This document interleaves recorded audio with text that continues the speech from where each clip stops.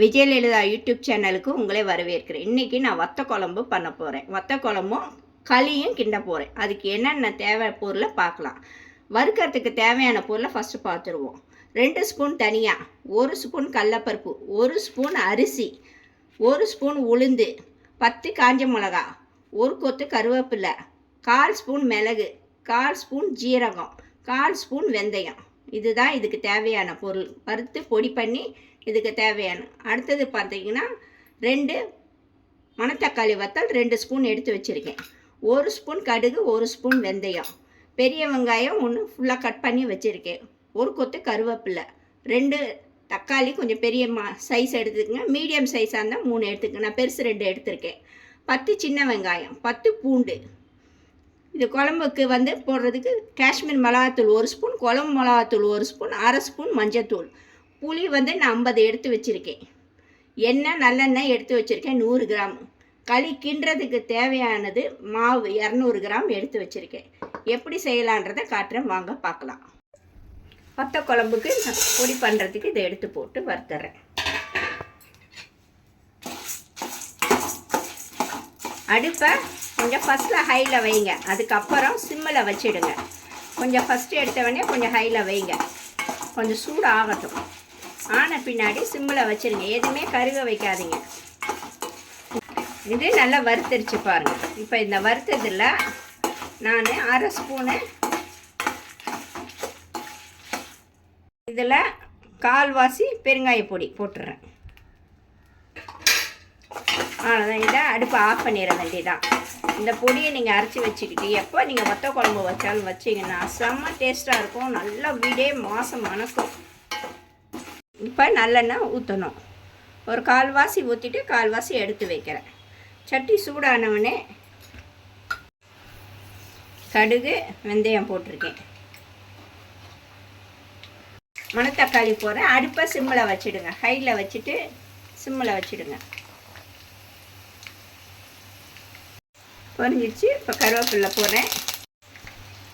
தக்காளி, வெங்காயமும் பூண்டும் போடுறேன்.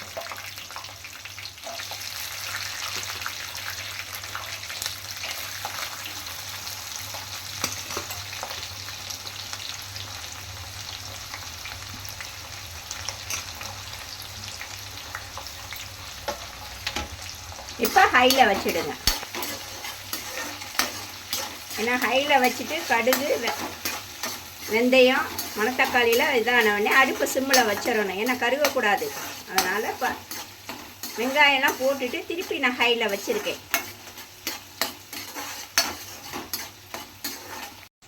இப்போ புளி எடுத்து வச்சுருக்கேன். நான் ஒரு 1.5 டம்ளருக்கு தண்ணி இதில் ஊற்றி வைக்கிறேன். நான் 1 ஸ்பூன் உப்பு இதில் போடுறேன்.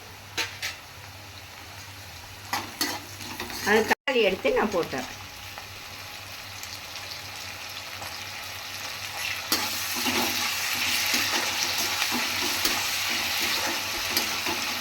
நல்லா இப்போ வதங்கிடுச்சு பாருங்கள். தக்காளி வெங்காயம் எல்லாமே வதங்கிடுச்சு. இப்போ நான் மிளகாத்தூளெல்லாம் நான் இதில் போட்டுறேன்.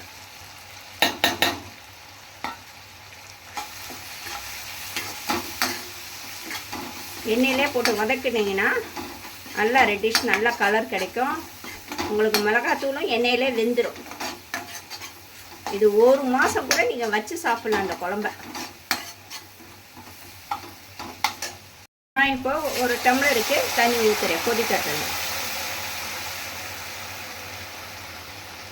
சுடு தண்ணி ஊற்றிருக்கேன். அது கொஞ்சம் இதாகட்டும், கொதிக்கட்டும். உங்களுக்கு கொதிச்ச பின்னாடி புளி கரைச்சல் எடுத்து ஊற்றணும். இப்போ இது பாருங்கள், நான் தண்ணி ஊற்றி கொதிக்க வச்சு மிளகாத்தூள் போட்டது நல்லா கொதித்து இதாகிடுச்சு. இப்போ நான் புளி கரைச்சலை தூக்கி இதில் ஊற்றுறேன்.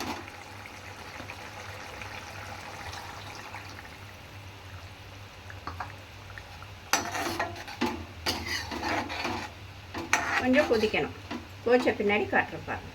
வத்த குழம்புக்கு இந்த பவுட்ரு அரைச்சி வச்சுருக்கேன் பாருங்கள். இதை நீங்கள் இப்போ நான் எவ்வளோ தேவைன்றதை ஸ்பூன் நான் போட்டு காட்டுறேன். மிச்சத்தை ஒரு டப்பாவில் போட்டு வச்சுட்டு நீங்கள் எப்போ வத்த குழம்பு வச்சாலும் வச்சிங்கன்னா செம்ம டேஸ்ட்டாக இருக்கும். வீடே வாசமாக இருக்கும். அடுப்பை சிம்மில் வச்சிடுங்க. சிம்மில் வச்சுட்டு 2 ஸ்பூன் இதுக்கு போடுங்க. நான் போட்டுருக்கேன் பாருங்கள். ஸ்பூன் பார்த்தீங்களா, இந்த 2 ஸ்பூன் போட்டு இதை கலக்கி விட்டுருங்க. செம்மையாக இருக்கும், குழம்பு செம்ம டேஸ்ட்டாக இருக்கும். நீங்கள் தோசைக்கு தொட்டுக்கலாம், இட்லிக்கு இதில் ஊற்றிடுறேன். எண்ணெய் பிரிஞ்சு ஃபுல்லாக வரணும். வந்த பின்னாடி அடுப்பு ஆஃப் பண்ணிட வேண்டியதான். இப்போ கொதிச்சுக்கிட்டு இருக்கு. நல்ல எண்ணெயெல்லாம் உங்களுக்கு பிரிஞ்சு வந்துடும். ஃபுல்லாக வந்தவொடனே நான் காட்டுறேன் எப்படி இருக்குங்க. உங்களுக்கு உப்பு டேஸ்ட்டு பார்த்துக்குங்க. பத்தலைன்னா உப்பு போட்டுக்குங்க. காரம் புளிப்பு கிளிப்பு எல்லாமே கரெக்டாக இருக்கும். நான் சொன்ன அளவு பிரகாரம் பண்ணிங்கன்னா புளிப்பு காரம் எல்லாமே கரெக்டாக இருக்கும். டேஸ்ட்டும் அல்டிமேட்டாக இருக்கும். நீங்கள் சாப்பிட்டு பார்த்துட்டே வீடே குழம்பு வாசடிக்கும். இந்த மாதிரி பாருங்கள், வத்திரிச்சு ஃபுல்லாக குழம்பும் மேலே ஃபுல்லாக வந்துருச்சு பாருங்கள். இதுதான் திக்னஸ் பாருங்கள் எப்படி இருக்குன்னு. இன்னும் கொஞ்சம் வற்றினவுடனே நான் ஆஃப் பண்ணிடுவேன். எப்படின்றத காட்டு பாருங்கள். இன்னும் ஒரு 5 நிமிஷம் இதாகட்டும். எண்ணெயெல்லாம் பிரிஞ்சு தனியாக வந்துடுச்சு பாருங்கள். இப்போ குழம்பு பாருங்கள் எப்படி காட்டுறேன் பாருங்கள். திக்னஸ்ஸாக இருக்கணும் உங்களுக்கு பாருங்கள். ஒன்றுமே ஆகாது. நீங்கள் வச்சு 1 மாதம் கூட ஃப்ரிட்ஜில் வச்சு நீங்கள் சாப்பிட்லாம். கெட்டே போகாது. ரொம்ப நாள் படம் ஆக டேஸ்ட் இன்னும் ரொம்ப ஜாஸ்தி நல்லாயிருக்கும். நீங்கள் வெளியவே 15 நாளைக்கு வச்சுக்கலாம் வெளியவே. இப்போ நான் அடுப்பை ஆஃப் பண்ணிடுறேன். மாவை எடுத்துருக்கேன். இதே கப் அளவுக்கு தண்ணி ஊற்ற போகிறேன்.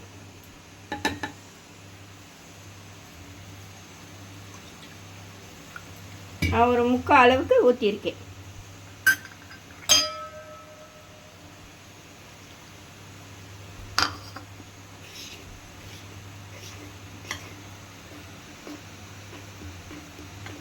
உப்பு போட்டிருக்கேன்.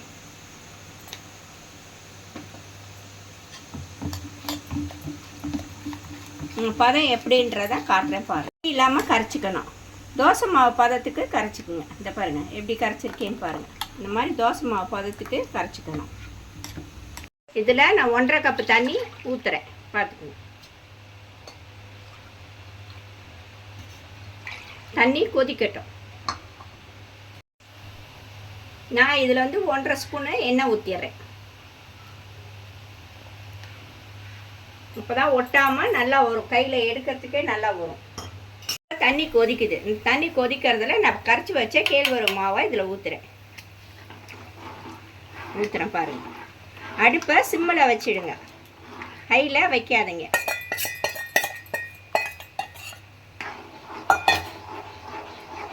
எப்படி பதம் வருதுன்றதை நான் காட்டுறேன் பாருங்கள். எப்படி கிண்டி எடுக்கிறதுன்றதை காட்டுறேன் பாருங்கள். நாங்கள் கேப்பக்களின்னு சொல்லுவோம். இங்கே கேழ்வரகுன்னு சொல்கிறாங்க. கட்டி இல்லாமல் கிண்டணும். இது உங்களுக்கு நிமிஷத்தில் கட்டி திக்காயிடும். உங்களுக்கு கிண்ட அடுப்பை சிம்மிலே வச்சிடுங்க. அடியே பிடிக்க வைக்காதீங்க. சிம்மிலே வச்சு கிண்ணாவே 10 நிமிஷத்தில் உங்களுக்கு களி வந்துடும். இப்போ சிம்மில் வச்சே கிண்டணும். இப்போ எவ்வளோ திக்னஸ் வந்துடுச்சு பாருங்கள். இப்போ நான் ஹையில் வச்சுட்டு கை எடுக்காமல் கிண்டணும். இது பாருங்க திக்காயிடுச்சு. இன்னும் கொஞ்சம் திக்காகணும். திக்கானு உருண்டை பிடிச்சி கையில் வர மாதிரி வரணும். இது கொஞ்சம் கிண்டணும். கிண்டிக்கிட்டே இருக்க. தொட்டு பார்த்தா இந்த மாதிரி ஒட்டக்கூடாது. உங்களுக்கு ஆறினவுடனே இந்த பாருங்கள் எப்படி இருக்குது பாருங்கள். இன்னும் கொஞ்சம் கிண்ணவுடனே கையில் உருட்டுற மாதிரி வரணும். எப்படி இருக்குது பாருங்கள். இந்த மாதிரி இன்னும் வரணும். பதம் எப்படி வருது பாருங்கள். ஆற விட்டவுடனே கையில் உருட்டுறதுக்கு ஈஸியாக வரும். நான் ஆறினவுடனே எப்படி இருக்குன்னு காட்டுறேன் பாருங்கள். இப்போ அடுப்பு ஆஃப் பண்ணிடுறேன். இந்த மாதிரி ஒட்டக்கூடாது. ஒட்டாமல் வெந்துருச்சுன்னு அர்த்தம். இந்த ஆற விட்டுட்டு கொஞ்ச நேரம் இந்த மாதிரி வரணும். களி